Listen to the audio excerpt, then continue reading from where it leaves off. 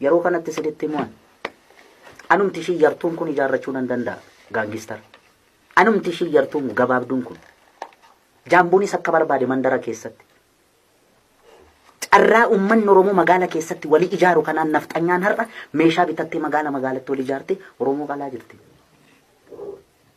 Ijoollee keenya lagatti ittisanii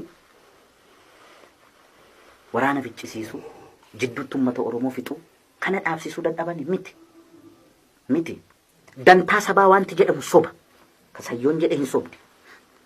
Dantaa saba ofii dursuu yoo barbaadame kan garaa kee garaatti qabatte sababa kiyyaan ummanni Oromoo gaaga'amin hin beelayin hin du'in qeerraan godaaniin jetteetu gadof cabsite dhugaa kee qabatte walii abboomamta wal tuffataniin ummanni keenya dhumaa jira. By the way ji'a jaambooda kan qalbiin kiyya sodaattu qawweedhaan walitti yaa'uunsaan oolu ummanni kun. Oromoon firan qabu yeroo baay'ee akka arjummaa isaatti akka garaa laafummaa isaatti firan qabu. Hunduu kan isa nyaachuuf hamuummatudha. Silaa Oromootu qawwee walii bitee magaala keessatti walii ijaaree ulaa ishii keessannaa ishiin baatu gaaddidduu ishii irra dhaabbachuu qaba ture. Maal godhanga? Daggalatti ittisanii ittiin doorsisuu fi ittiin loluun gargarii bari. Kan keessa kiyya na gubuukan ittiin doorsisuu fi ittiin loluun gargar. Na amani Oromoon yoo nyaatame dhaabbilee Oromoon nyaachisa.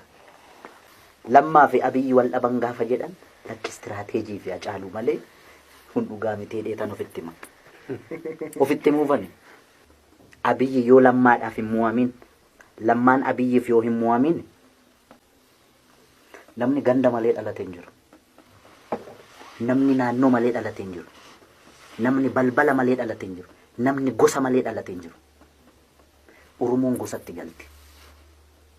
Oromoon gandatti galti. Oromoon naannootti galti. Gaaf sana gabaabaa wal dhoowwe tagaamu. Wallagga keessatti kan Oromoon du'e Oromoo harkatti. Amma jalduuf meettaa qaqqabeera. Trust me. Gaaf sana roorroo walirraa dhoowwuudhaaf hundu ishii gaangistara ijaarratti. Walitti namni ta'a jechuudha. Dantaa Oromoodhaaf yaaduun kana nan dhabe.